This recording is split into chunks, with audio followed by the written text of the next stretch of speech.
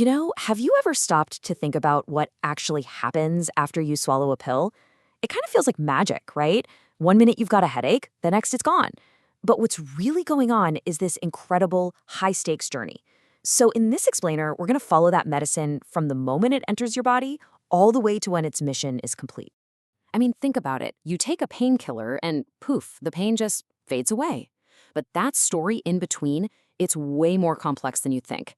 Your body has to absorb the drug, get it to exactly the right spot, and then, get this, it has to get rid of it, all while its own defenses are literally trying to fight it off. So the science behind all this? It's called pharmacology. And honestly, it's less of a one-way street and more like a dance. It's not just about what the drug does to your body. It's also about what your body does to the drug. The drug might be leading, but trust me, your body has its own moves. Okay, so to really get this dance, scientists break it down into two main parts. First, you've got pharmacokinetics. That's the journey, basically what your body does to the drug.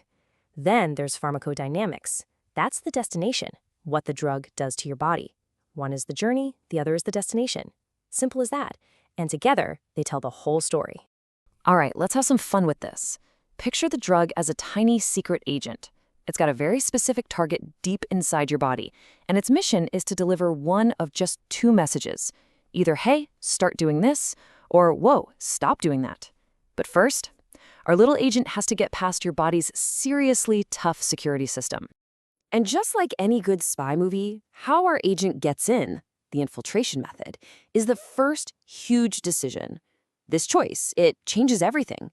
It determines how fast the drug works, how much of it is needed, and even which parts of the body it can get to. It totally sets the stage for the rest of the mission. Yeah, there's definitely more than one way in. The fancy term for this is the route of administration.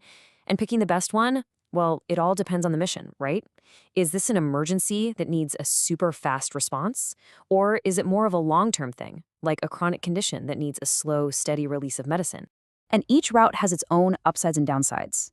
Taking a pill, for example, is super easy and convenient, but it's also a slower, more unpredictable path. On the other hand, in an emergency, an IV gives you that immediate, powerful punch because it goes straight into your bloodstream. And then you've got something like a patch, which is perfect for long-term treatment because it offers a really slow, controlled release over hours, maybe even days. Okay, so our agent is in. Now the real journey begins. Remember pharmacokinetics? This is it. And your body's not just a passive bystander here. Oh no, it's an active player with this incredibly sophisticated defense system.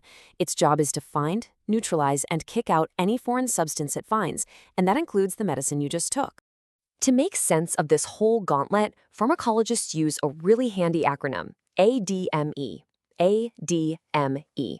Think of it like a four-step obstacle course. A is for absorption, getting into the blood.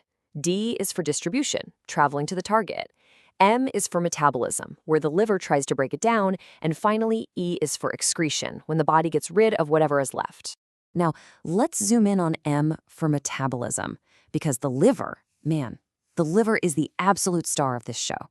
It's not just some processing plant. It's more like your body's bouncer. Seriously.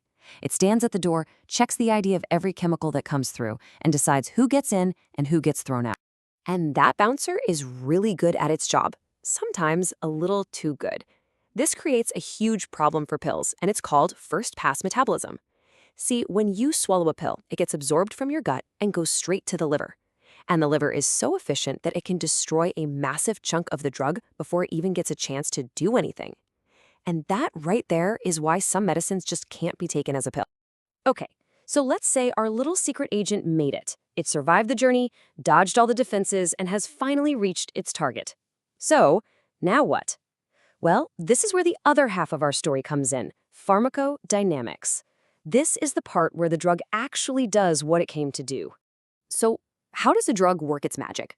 Well, it's all about shape. It's designed with a very precise molecular shape, kind of like a key, and it's looking for a very specific target on our cells, which is like a lock. Most of the time, this lock is a protein called a receptor. When the key fits into the lock perfectly, it sends a signal that tells the cell to change what it's doing.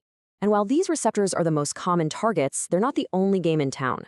Some drugs go after enzymes. Statins do this to block cholesterol production. Others block things called ion channels. That's how local anesthetics stop pain signals. And some, like a lot of antidepressants, mess with transporter molecules to change chemical levels in the brain. Now, when that drug key finds its lock, it can do one of two things. If it's an agonist, it's a key that fits, turns, and starts the engine. It activates something. But if it's an antagonist, it's a key that fits in the lock perfectly, but it doesn't turn. It just sits there, jamming the whole thing up so no other key can get in. So the mission is always one of two things: turn something on or block something from turning on. So the mission might be a success, but every secret agent story has a twist, right? Every drug has a potential dark side. And in pharmacology, this is everything. It's this constant balancing act between benefit and risk. Every single medicine has the power to help, but it also carries the potential for harm. And this is so important. There's no such thing as a magic bullet. Our bodies are just way too complex for that. A drug that's designed to hit one target perfectly might accidentally hit other similar-looking targets in other parts of the body, and that's where unwanted side effects come from. The whole art of medicine is about finding that sweet spot, that perfect balance where the good stuff clearly outweighs the bad. That whole benefit versus risk thing is also tied to something called bioavailability. That's just the percentage of the drug that actually makes it into your bloodstream to do its job. Remember how the liver chews up a bunch of a pill? Well, after that, its bioavailability might only be, say, 70%. But with an IV, it's 100%. That's awesome in an emergency, but it also means 100% of the drug's potential for side effects is in your system. The risk calculation is totally different. So when you take any medication, you're never just getting one result. You're getting a whole package deal. Some good effects and some not so good ones. The whole goal of modern medicine, really, is to design drugs that make that desired effect slice of the pie as big as possible, while shrinking that side effect slice down to almost nothing. And this, right here, is where your doctor comes in. They're the mission commander. They're the one weighing all the factors: the drug, your specific health situation, your unique biology, to make the best possible call for you. Their whole job is to find that perfect balance of risk and reward in your specific case. So, after this entire incredible journey, surviving the body's defenses, reaching the target, delivering the message, it all boils down to this one single fundamental question. And answering it for every single patient and every single condition, well, that's the constant challenge. That's what drives the never-ending mission to create better, safer, and more effective medicines for all of us.